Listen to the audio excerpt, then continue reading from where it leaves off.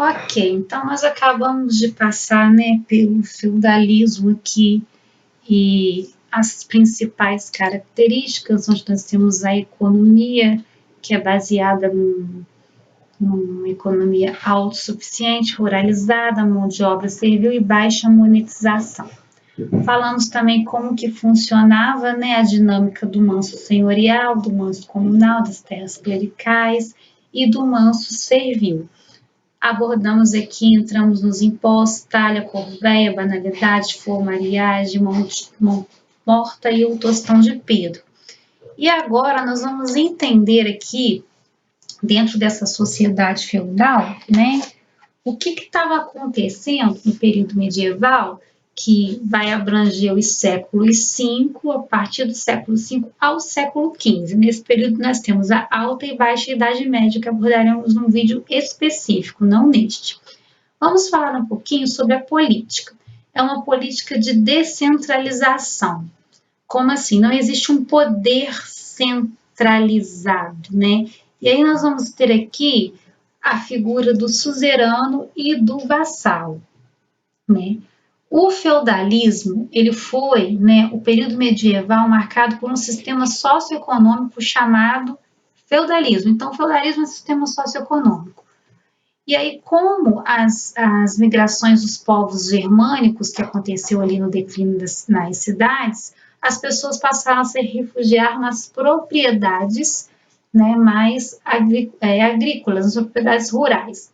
E aí nós vamos ter propriedades que eram protegidas por membros da nobreza. Lembra que eu mostrei para vocês aqui, ó, que dentro de um feudo, um manso senhorial que vivia era o nobre, então essa propriedade era protegida pela nobreza. É onde que eu quero chegar com vocês. Aqui nós vamos ter como que funcionava a questão de suzerania e vassalagem. Os suzeranos e vassalos, quem é que devia favor para quem protegia quem doava a terra, quem recebia a terra e quem trabalhava na terra. Essa é praticamente a base da suzerania e da vassalagem. O suzerano, vamos lá, né? Suzerano, o que ele fazia? Ele doava, né? Doava no sentido de doar mesmo, mas não porque ele era bonzinho, não. É porque ele tinha interesse que o vassalo, que era quem iria receber essa terra, né? Então, o vassalo recebe a terra, o suzerano doa a terra, né?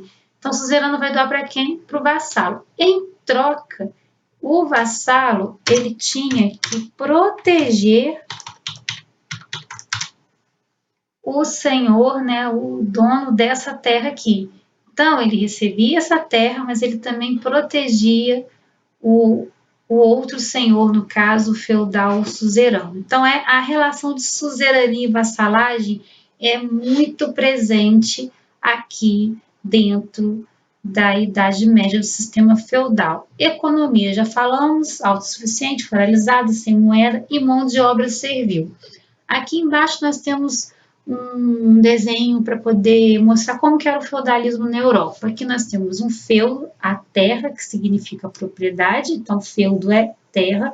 Feudalismo, sistema social que predominou na Europa Ocidental entre os séculos 10 e 8, mas a gente não pode esquecer que ele se estende ao século 15, tá bom?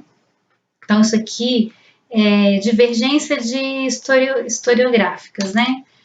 E para garantir a posse, os nobres faziam juramentos de fidelidade. Agora nós vamos tentar entender, aqui entra também suzerania e vassalagem. Como que funcionava a sociedade, né, na Idade Média ali, a sociedade feudal. Vocês têm a nobreza, que está aqui, clero, nobreza e camponês. O clero, ele tinha uma função, ele era formado pelos membros da igreja e das ordens religiosas. Esse grupo social era bastante variado, visto que alguns tinham origem nobre e outros não. Então, eu tinha gente do clero de origem nobre, filhos até de reis, e outros, né, não, outros eram de origem camponesa. Nobreza, né? Quem era a nobreza? Era formada por grupos de proprietários de terras, os feudos, né? Que se dedicavam principalmente à guerra e à defesa territorial. Eles concediam moradias aos camponeses em troca de prestação de serviços e pagamentos de tributos. Então, a nobreza era a galera que protegia, né? Eles eram como se fossem os militares, né? Você faziam serviços militares, vamos colocar assim. E os camponeses, o que os camponeses eles faziam? Eles eram as pessoas que trabalhavam na terra e também prestavam serviço aos nobres, vivendo sob sua proteção. Então, eles eram protegidos por esses nobres para que não o nobre não perdesse a sua mão de obra servil que era feita pelo camponês.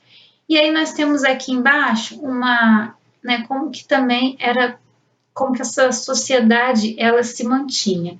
Era uma sociedade extremamente rígida, não havia mobilidade social, ou seja, era imóvel.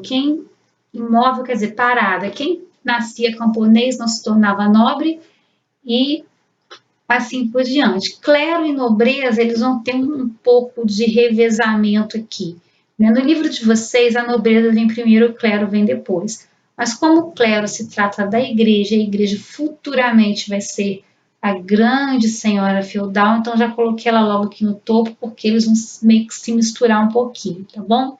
Mas o camponês, ele jamais conseguia se tornar nobre, ou o nobre, ele descia para cá para se tornar camponês. E as obrigações servis, elas eram destinadas a quem? Aos camponeses. Então, vocês têm que focar nisso aqui. É uma sociedade rígida, não tem mobilidade social, é imobilidade social, não, quem está aqui não sobe, então a pirâmide, né, a famosinha pirâmide social que ninguém consegue se mexer muito, e as obrigações servis eram destinadas aos camponeses. Isso tudo aqui é chamado de, deixa eu colocar aqui para vocês de uma forma mais básica, ó.